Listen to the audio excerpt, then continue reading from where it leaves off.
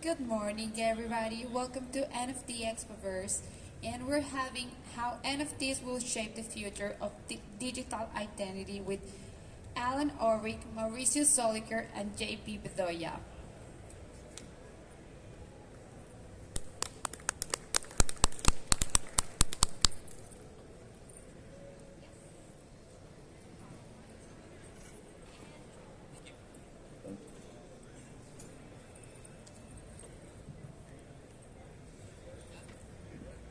Good morning, everyone.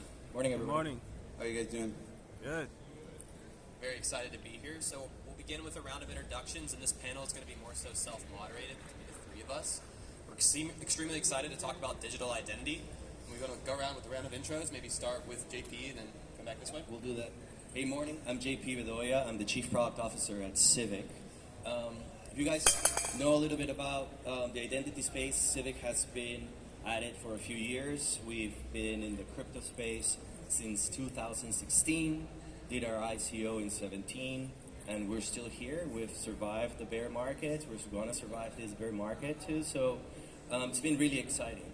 And what Civic does is provide that identity layer that any Web3 app can use to enable access control and access management. Things from KYC to uniqueness verification, and enable also consumers to manage all their NFTs and their Web3 identity and profile.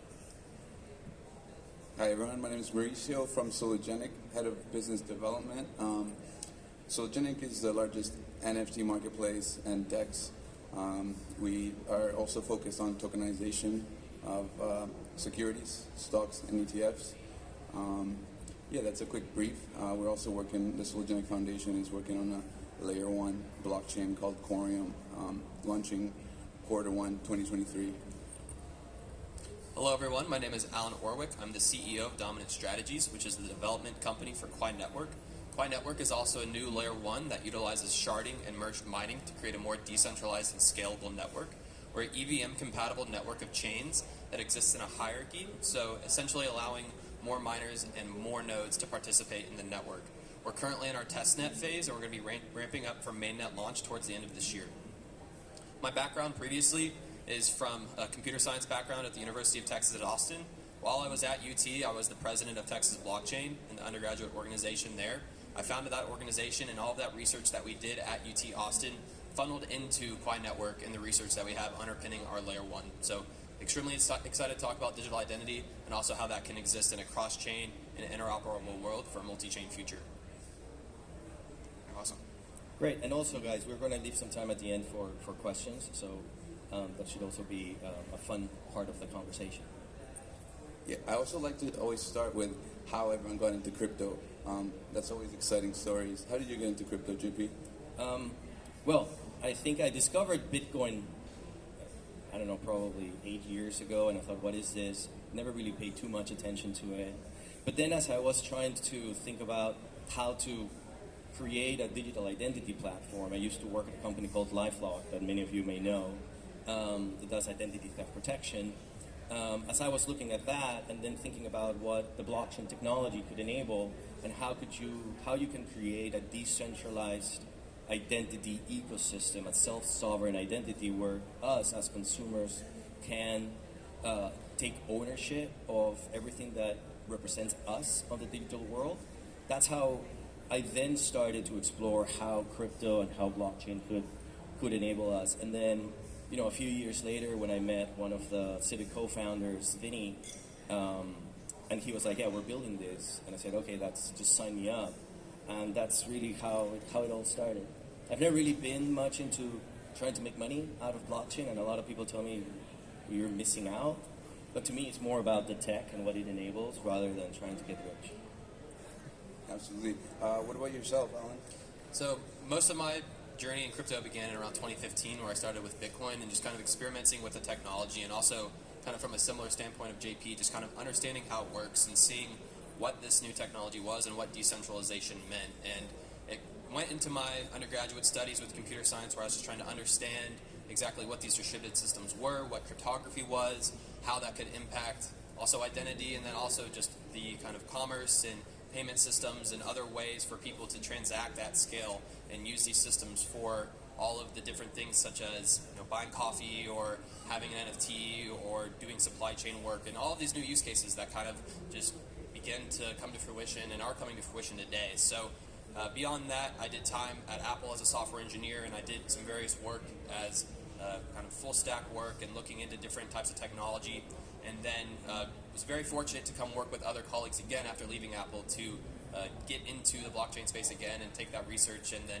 apply it. So generally a long crypto journey with the ups and downs of really just diving down into the core protocol level and trying to understand the underpinnings of this. But yeah, super excited to be where we're at today and applying that. What about yourself? Absolutely. Myself, I was actually working, studying, and I started working on an e-commerce platform, and we integrated Bitcoin payments. And that's when I kind of started to realize the effectiveness of cross-border payments and how that was kind of like the gateway. And then once I started reading onto smart contracts, decentralized applications, you just kind of dive into the rabbit hole. And here we are today, full-time crypto, and it's I love the industry, and I'm like I feel really grateful to be able to work in this industry every day and work with like-minded people like you guys. It's an honor. Cool. So let me ask you guys, what do you guys think what is digital identity to you, right? And how are NFTs part of that? Yeah, great question. I think generally digital identity to me is the representation of my online persona and how I can represent myself without, being physical or being present in the real world, in the physical world, and having that embodiment of my values and what I want to achieve and what I want to do, and how I can then also present myself to other people. And that presentation may not be how I want to be presented in the real world, and I might not want to be Alan, online, but I can be something else completely, and I can sort of disassociate that identity. But then also, if I want to strengthen that identity, I can do it in a digital manner. So there's a wide spectrum of trade-offs there, where you can either be, and as a similar topic to uniqueness, which we'll dive into, is I could be one-to-one with my physical persona and my physical identity, or I can be completely disattached from it. And so I think there's a very unique proposition with NFTs that allow people to take that trade-off space and then make those decisions and decide how they want to be represented, which is super exciting to see. Right, and when we think about NFTs, right, they are basically one-of-ones. At the end of the day, you can say there's 10,000 of those and whatnot, but they are starting to represent us, right? Many of us may use their favorite NFT to identify themselves for a specific community or on Twitter or whatever it is, and maybe you can also create multiple personas, right? And I think that's what's really super interesting on what's going on today with identity and NFTs, how those things are now basically intertwined and becoming one. And as we realize the power of NFTs beyond the JPEG and really embrace what the technology can enable, we're going to see so many other use cases coming to fruition. I don't know, what do you guys think? Yeah, I think just like in the real world, we all have our own traits and preferences and things that we like or enjoy, and that's kind of what we're looking for when we're also picking our digital identity. It's just like in the real world. Yeah, and the verification and the way to authenticate that identity is also going to be more so important, because you can have this anonymous identity that is also becoming more verifiable over time, and you're seeing reputation become a part of that digital identity and your representation in that crypto ecosystem of those communities that you're a part in. And you see people that have this completely anonymous identity that are gaining reputation, and you're seeing these people on Twitter that you don't know who they are, but they're getting a huge following and a huge community, and they're basing their digital identity on something that is becoming more tangible, and it's being an evolving bit of tangibility in that digital space. And that's something that we couldn't really do in a Web 2 world, because everything was just so lossy. There was data everywhere, and you didn't really understand how to put together that identity. But now we're seeing that come to fruition, which is really cool. Yeah, and I think you brought a really good point, right? When you think in the Web 2 world, all our identity information is so centralized and everybody owns it. And now we have that ability to take back that control. Like using that PFP, using that NFT as that representation of who we are, building that reputation. There's so many opportunities. And I've been listening, about a bunch of the panels. Every panel, they talked about digital identity. I'm like, okay, how did that happen? Where over the last few years, nobody really cared about identity, and now we are like so focused on it and realize the importance of it and how now decentralization is going to enable some of those things.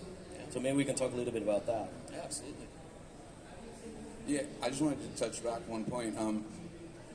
A perfect example of this is like right now we've been meeting a lot of community members and followers that we just know through Twitter.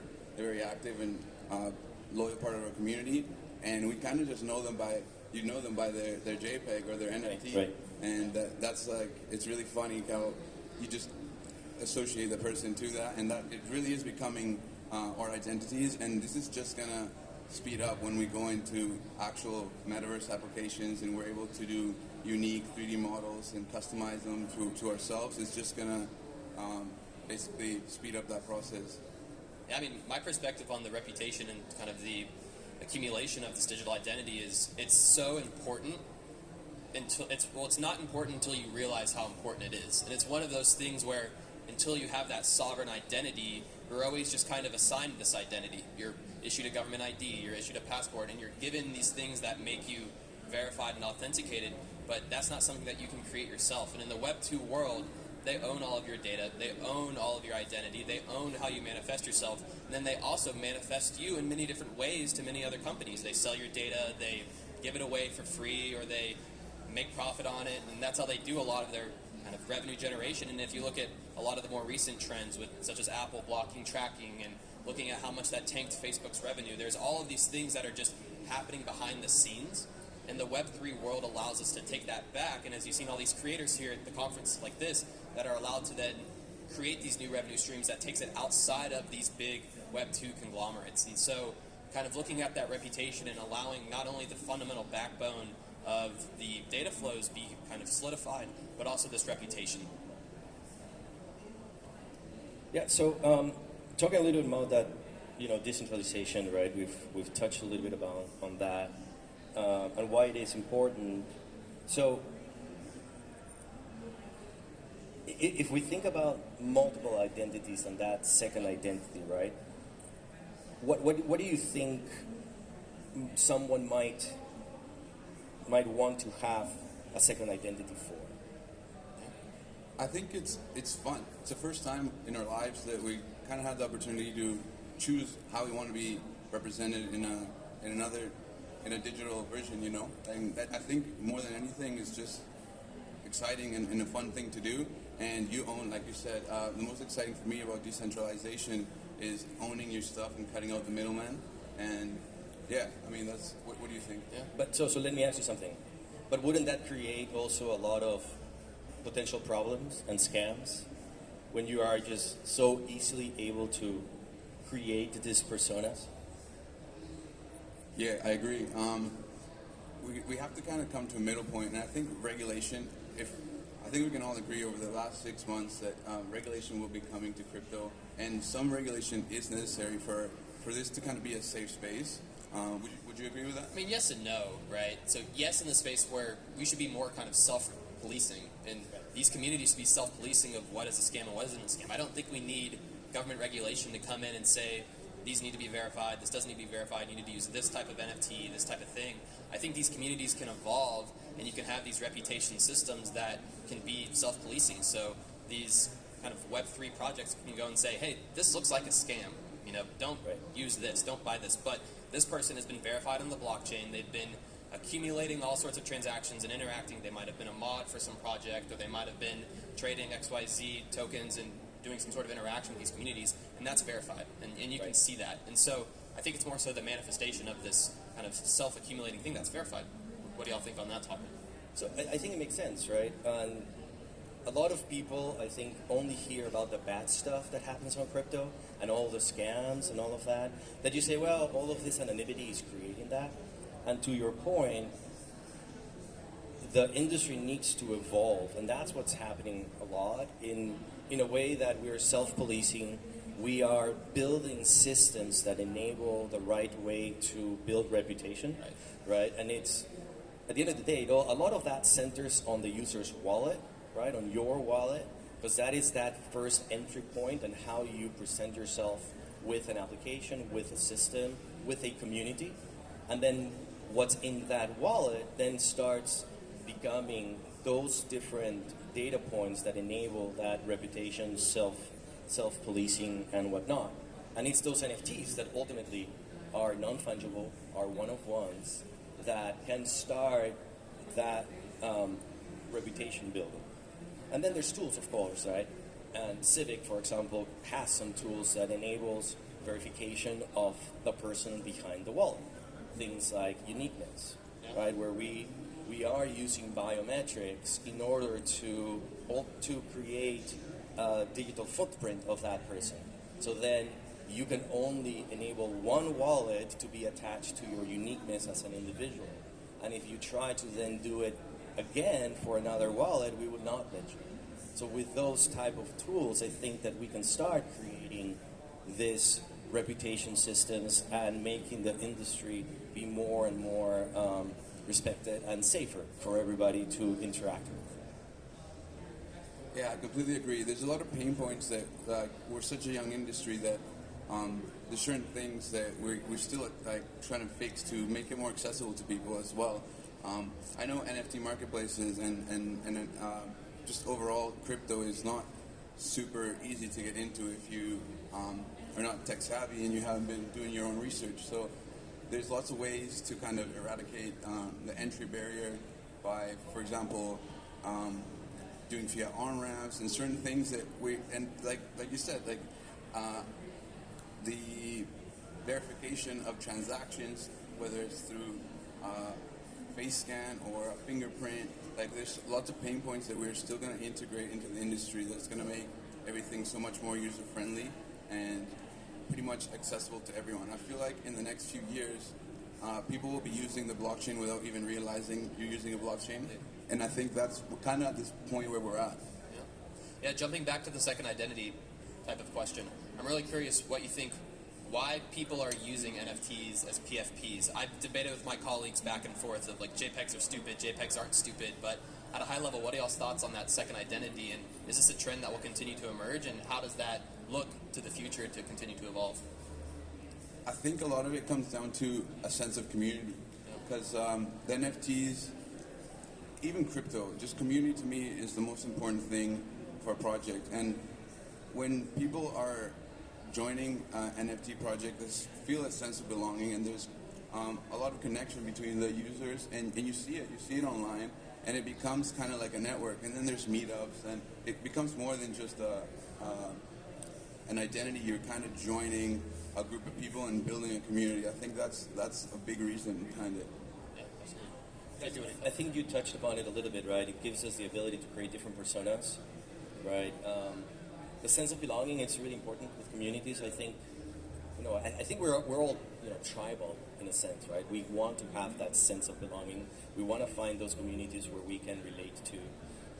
So I think NFTs represent that, right? That's what creates the community, that's what gives you access to the community, and that's ultimately what drives value as being part of that community.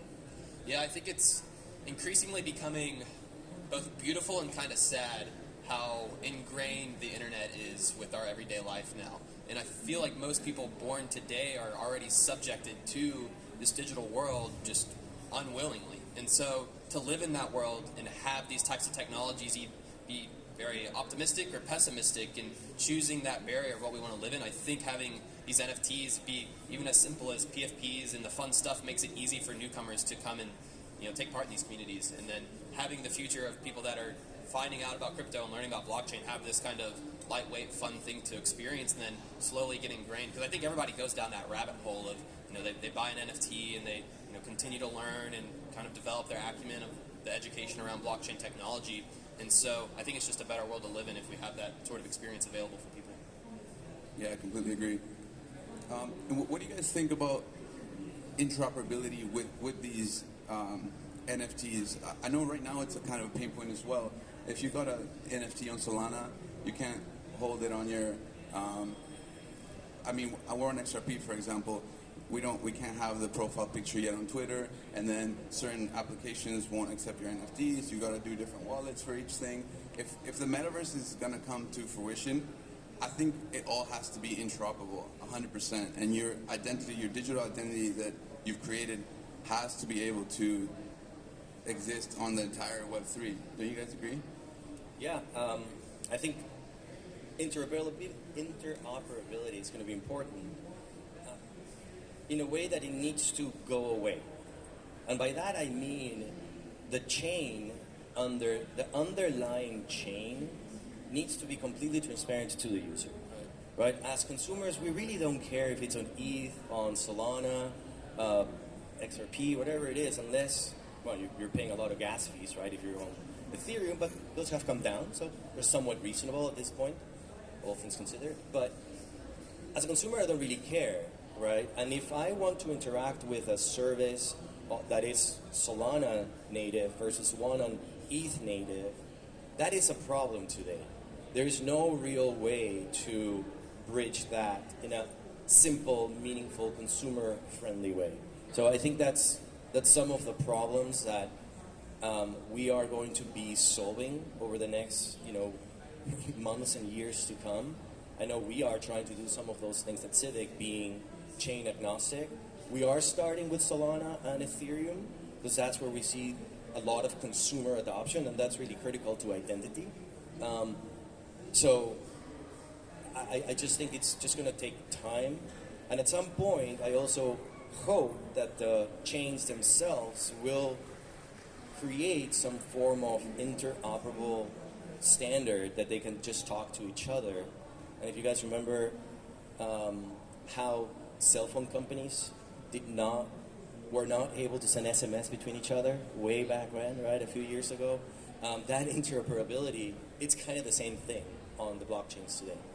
Yeah, and ultimately, we're going to be living in a multi-chain world, and there's going to be many different chains that are going to be existing, and to say one winner is going to take all, I think is just incorrect, and is a bad assumption to put all of your eggs in one basket.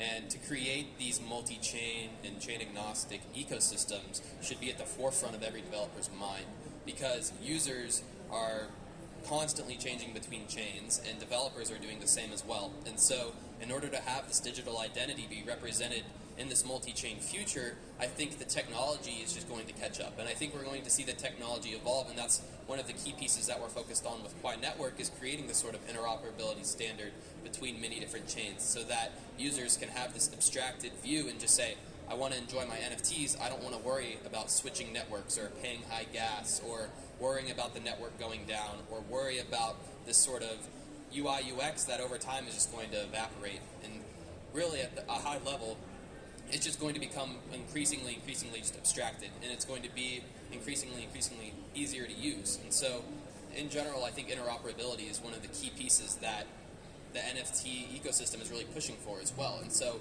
having a key use case and a key thing of digital identity and representing that and saying to the developers and to the ecosystems, here's why we need these technology advances, rather than just the developers trying to figure it out on their own without really a structure of what to create. And so, having that kind of dual feedback system is going to be really beneficial to all projects as a whole.